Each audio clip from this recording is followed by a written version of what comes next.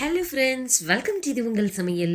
ஒரு நான்வெஜ் டேஸ்ட்டில் சொரக்காயை வச்சு சூப்பரான ஒரு கிரேவிங்க.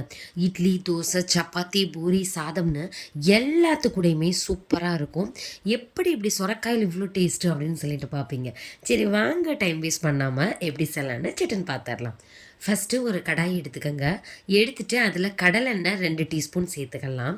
இப்போ மசாலா எல்லாமே சேர்த்துடலாம். ஹோல்கிராம் மசாலா, பட்டை, இது பிரியாணி இலை, இந்த அளவு 2 இன்ச் அளவு பட்டை, கொஞ்சமாக கல்பாசி இதை சேர்த்துக்கங்க. 2 கிராம்பு சேர்த்துக்கலாம். இது நல்ல ஃப்ளேவர் கொடுக்கும், அதுக்காக தான். இப்போ சேர்த்துட்டு இது நல்லா ஸ்மெல் நல்லா வந்துடட்டும். பெரிய வெங்காயம் இருக்கு இல்லையா, அது ஒரு வெங்காயத்தை குட்டி குட்டியாக கட் பண்ணி எடுத்துக்கலாம். எப்பயுமே நம்ம பெரிய வெங்காயம் தான் ஃபஸ்ட்டு சேர்ப்போம். ஆனால் இந்த இதில் ஸ்பெஷலாக ஒரு 3/4 டீஸ்பூன் அளவு காஷ்மீர் மிளகாய்த்தூள் இதில் சேர்த்துக்கோங்க. அடுப்பை லோ ஃப்ளேம் பண்ணிக்கோங்க. இது நல்ல ஒரு ஃப்ளேவரையும் இன்னொன்று ஒரு நல்ல கலரையும் கொடுக்கும், அதுக்காக தான். இப்போ நல்லா அதை வதக்கி விட்டுக்கலாம். இதுக்கப்புறமேட்டு நீங்கள் வெங்காயம் சேர்த்துக்கோங்க. ஒரே ஒரு வெங்காயத்தை மட்டும் இந்த மாதிரி குட்டி குட்டியாக கட் பண்ணிவிட்டு இது கூட சேர்த்துட்டு நல்லா அதை வதக்கி விடுங்க. கலர் நல்லா மாறிடட்டும். இதுக்கு டேஸ்ட்டு கொடுக்க போகிறதே நம்ம அரைச்சி ஊற்றுற மசாலா தான். இப்போ 1 டீஸ்பூன் அளவு இஞ்சி பூண்டு பேஸ்ட்டு சேர்த்துக்கலாம். நல்லா இதை பச்சை வாசனை போகிற அளவு நல்லா இதை மிக்ஸ் பண்ணி விடுங்க. பச்சை வாசனைலாம் போனதுக்கப்புறமேட்டி ஒரே ஒரு தக்காளியையும் குட்டி குட்டியாக கட் பண்ணி இது கூடயே சேர்த்துக்கலாம்.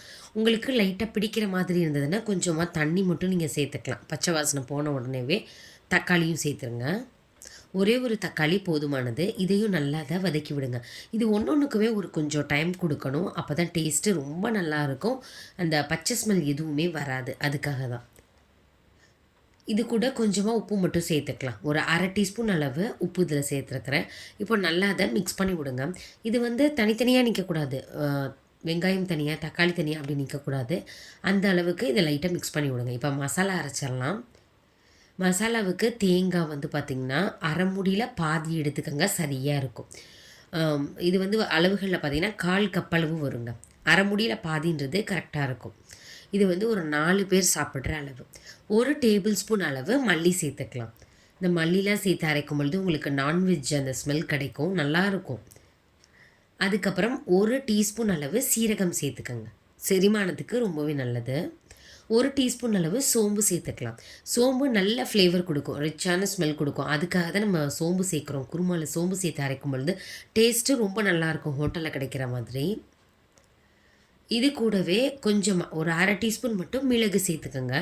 இன்னமும் நம்ம மிளகாய்த்தூள்லாம் சேர்க்க போகிறோம், அதுக்காக தான் நம்ம மிளகாய் கம்மியாக சேர்த்துருக்குறோம். ஒரே ஒரு தக்காளியும் இது கூடயே சேர்த்துக்கலாம். தக்காளி நம்ம வதக்கும் பொழுதும் நம்ம எடுத்துருந்தோம். இப்போ அரைக்கிறதுக்குமே தக்காளி நம்ம சேர்த்துக்கணுங்க.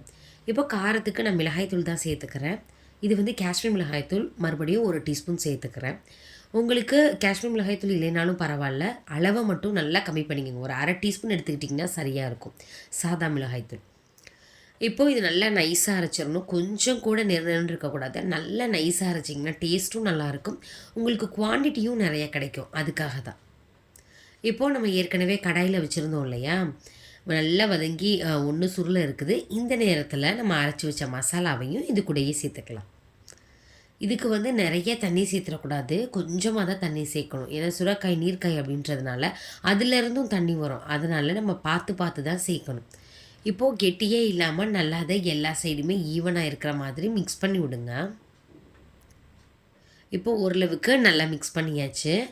இந்த நேரத்தில் பார்த்திங்கன்னா சுரக்காயை குட்டி குட்டியாக கட் பண்ணி விதையெல்லாம் எடுத்து வச்சுக்கோங்க. இந்த மாதிரி தோலெல்லாம் எடுத்துடணும். இந்த சைஸ்க்கு இருந்துச்சு அப்படின்னா உங்களுக்கு சப்பாத்தி அந்த மாதிரி சாப்பிடும் பொழுது ஒன்றோட ஒன்று லைட்டாக மசிஞ்சிரும், டேஸ்ட்டு நல்லாயிருக்கும். பெருசு பெருசாக இருந்துச்சுன்னா உங்களுக்கு அந்தளவு நல்லா இருக்காது, அதுக்காக தான். இப்போது எல்லாத்தையுமே மிக்ஸ் பண்ணி விடுங்க. இப்போ பார்த்திங்கன்னா எவ்வளோ திக்காக இருக்குது அப்படின்னு சொல்லிட்டு இந்த இதுலேயே சுரக்காயோடைய எல்லா மசாலாவும் சேர்கிற மாதிரி நல்லா தான் மிக்ஸ் பண்ணி விட்டுக்கணும். தண்ணிக்காய் அப்படின்றதுனால சீக்கிரத்துலேயே வெந்துடும் இது. இப்போ ஓரளவுக்கு இது நல்லா மிக்ஸ் பண்ணி விட்டதுக்கப்புறம் இதில் உங்களுக்கு தேவையான அளவு தண்ணி சேர்த்துக்கலாம். நீங்கள் எந்த அளவு அந்த கிரேவியில் தண்ணி சேர்க்கணும் அப்படின்னா கொஞ்சமாக சேர்த்துக்கோங்க. உங்களுக்கு எந்த அளவு வேணுமோ அந்த அளவில் சேர்த்துக்கோங்க. கொஞ்சம் நேரம் கொதிச்சிடட்டும், அப்போ தான் அதுலேருந்து தண்ணி கொஞ்சம் வரும். அதை பார்த்துட்டு நீங்கள் கொஞ்சம் தண்ணி சேர்த்துக்கலாம். இப்படியே இதை ஒரு மூடி போட்டு ஒரு 5-6 நிமிஷத்துக்கு இது இப்படியே விட்டுறலாம். ஒரு 5 நிமிஷம் கழித்து இது எப்படி இருக்குன்னு பார்க்கலாம். ஒரு 7 நிமிஷம் கிட்ட அப்படியே விட்டுட்டேன். பார்த்தீங்கன்னா தெரியும், சுரைக்காயிலேருந்து தண்ணி எல்லாமே வந்திருக்குது. உங்களுக்கு இன்னமுமே கன்சிஸ்டன்சி வேணும், இன்னமுமே குழம்பு வேணும்னு நெனச்சீங்கன்னா, நீங்க இன்னும் கொஞ்சம் தண்ணி சேர்த்து நல்லா கொதிக்க விட்டுக்கலாம். இந்த அளவு சரியா இருக்கும். இதோட அவ்வளோதானான்னு பார்த்துறாதீங்க. இதில கொஞ்சமா வந்து மல்லித்தழை தூவுங்க. உங்களுக்கு வந்து நார்த்து சைட்ல கிடைக்கிற மாதிரி வேணும்னா, என்ன பண்ணிக்கணும், இறக்குனதுக்கப்புறம் கொஞ்சமா எண்ணெய் சேர்த்துட்டு, அதில 1/2 டீஸ்பூன் அளவு காஷ்மீர் மிளகாய் தூளும், 1/4 டீஸ்பூன் அளவு கரம் மசாலாவும் சேர்த்து மிக்ஸ் பண்ணி மேலாப்புல ஊத்துனீங்கன்னா உங்களுக்கு நார்த் இந்தியன் அந்த அந்த டிஷ் மாதிரி இருக்கும். டேஸ்ட்டும் ஃப்ளேவரும் சூப்பராக இருக்கும். ட்ரை பண்ணி பாருங்கள். அப்படியே இதை பவுலுக்கும் மாற்றியாச்சு. பார்த்தீங்கன்னா சூப்பரான இந்த கிரேவி கண்டிப்பாக நீங்கள் ட்ரை பண்ணி பாருங்கள்.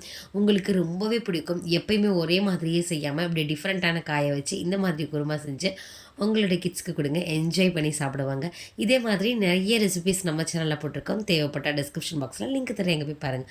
ஓகே ஃப்ரெண்ட்ஸ், இன்னொரு இன்ட்ரெஸ்டிங்கான வீடியோவில் பார்க்கலாம்.